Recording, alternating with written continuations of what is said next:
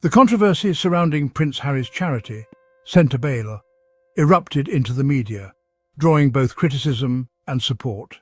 Is the row that's erupted over Prince Harry's Sentebale charity damaging his reputation? We're taking your calls on this now. 0207 862 2222. The Prince set up Sentebale in his mother Diana's memory in 2006 to help young people with HIV in Lesotho and Botswana.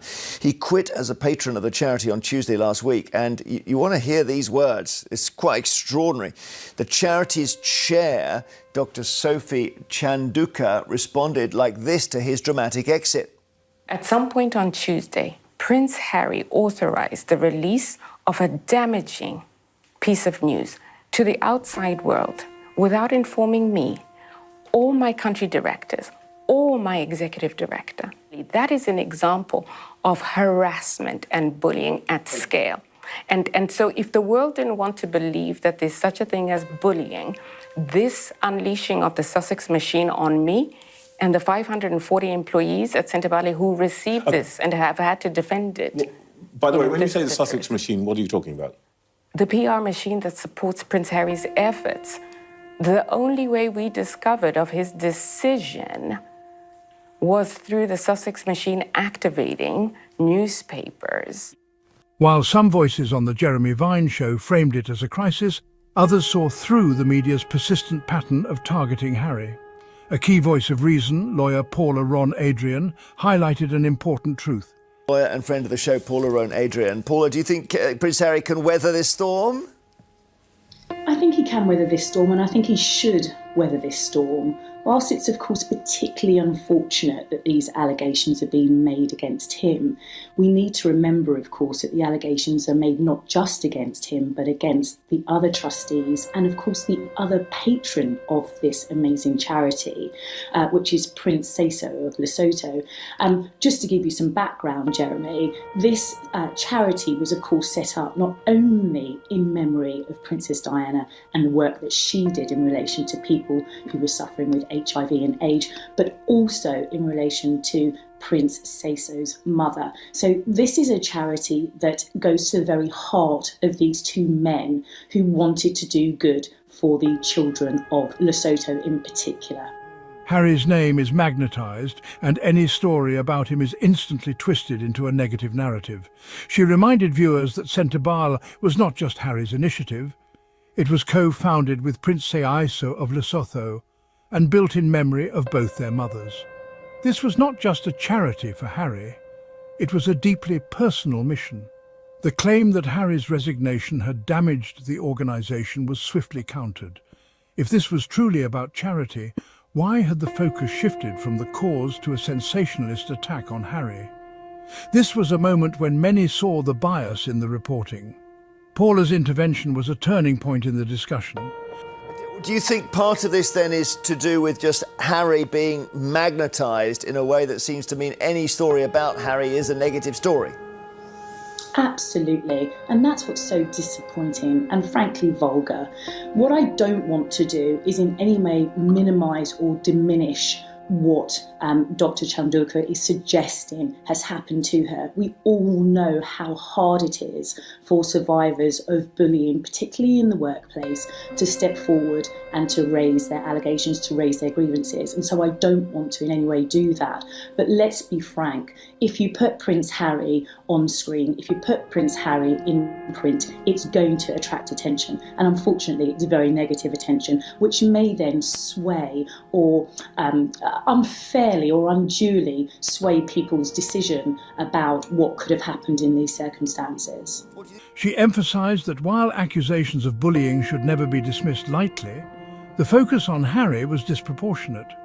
Other trustees had also stepped down, yet Harry was the sole target of media scrutiny. She pointed out the unfortunate reality: if Prince Harry's name is involved, it becomes front-page news. But why is it always negative? The media's obsession with tearing down Harry was glaring, and it was clear that this was less about the charity and more about continuing a smear campaign. Jeremy Vine himself acknowledged the weight of Paula's words, recognising that the media's treatment of Harry was consistently harsh. However, some panellists continued to push the narrative that Harry attracts controversy. refusing to acknowledge the possibility of targeted defamation. One of the most powerful moments came from callers like Helen from Middlesbrough. Helen's in Middlesbrough. Helen, do you think this is bad news for Harry? No, I'm not being funny, but she said she has evidence. She's done at least 2 interviews. Why has she produced any of this evidence? Well, of bullying? Well, I think the evidence is all from the last 2 days, isn't it? It's the way that he announced he was leaving and didn't tell her. Well, so did the other co-founder. Why isn't she crying about him? Yeah. OK, so you think it doesn't affect Harry at all? No, I don't think it doesn't affect Harry. I think that she used Harry's name instead of using everybody's because she knew it would gain traction. Yeah. OK, Helen, thank you. Who outright rejected the idea that Harry was to blame. She astutely pointed out that the charity's chair, Dr. Sophie Chanduka, had conveniently used Harry's name to gain media traction while ignoring the other resigning members. Her logic was undeniable. If this was really about workplace behaviour, why were the other trustees not being discussed? It was evident that Harry's name was being used as a scapegoat, and Helen was not alone in this realisation. Another caller, Patty, echoed the sentiment, questioning why Meghan was being dragged into the discussion at all. Patty in Ayrshire, do you think this is bad for Harry? No, I don't, and I agree with the lady that was on just now and your lawyer lady. I mean, it is all about, you brought up Meghan. Nobody, we don't bring Meghan up. We don't say, oh, she's supporting her husband. Nobody says, oh, Catherine's supporting William. And the thing is, she actually sued the charity because she was asked to resign. Yeah, I mean, I was trying to explain the Sun headline, but, and Meghan is part of this, whether we like... She pointed out the glaring double standard. When Meghan supports Harry, it's seen as a negative, yet no one criticises Catherine for supporting William. The audience could feel the bias at play.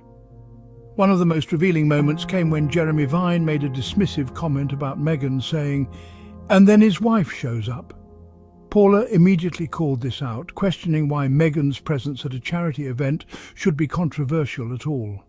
I mean, there we go, as Paula says, Meghan's name comes in and suddenly it's like a saloon bar brawl here. Oh, and of course Meghan's name comes in because they are a celebrity couple. That having no longer being part of the royal family, they are a celebrity couple, but they are a couple. And she's the actress and he's the prince, and it's the, happy ever after show, except for the fact that they seem to have fallen out with a hell of a lot of people. Her frustration was shared by the viewers. Meghan's mere existence in Harry's life was enough to spark media outrage. The hypocrisy was undeniable. No one questions other royal spouses for showing up at events, yet Meghan's attendance was portrayed as a disruption. The real issue was clear. The media was determined to keep Meghan as the villain in their ongoing narrative. This was not about Sentebale. This was about keeping the Sussexes under fire no matter what they did. One panellist attempted to argue that Harry and Meghan's credibility was in question because of the number of staff members who had resigned from their team. However, Paula was quick to counter this narrative. But, we can quote how many people have resigned or have stepped down from their roles in relation to their working relationship regarding Meghan and Harry. Can we say that in regards to the royal family? Are there any numbers? Are there any statistics? Are there any facts and figures in relation to the amount of people who wanted to raise grievances in regards to their employee of the royal family? I guess not. There isn't. No. We'll never know that. It just sounds like a big number when we talk about the two of them, but you're right, maybe that's loaded as well. Maybe it's just horrible working in a royal setting, period. She asked an important question. Where are the numbers for royal staff resignations? The truth was, the royal household had a history of high staff turnover, yet only Harry and Meghan's departures were sensationalised. This was another example of selective outrage. The audience was left questioning, why is Harry's every action turned into a scandal while the royal family's internal issues remain buried? Despite the media storm, one truth remained unshaken. Prince Harry's legacy with Sentebale is untarnished. The organisation has changed lives, and no amount of media spin can erase that. The callers who supported Harry saw through the noise. They recognised the double standards, the media's relentless targeting, and the continued attempts to vilify him and Meghan. As Sussexes Chronicles, we stand with these voices of truth. Harry's work speaks for itself, and no tabloid narrative can take away the impact he has made. To all our viewers, stand strong, speak truth, and continue to support Prince Harry and Meghan. Subscribe, share, and let the truth be heard.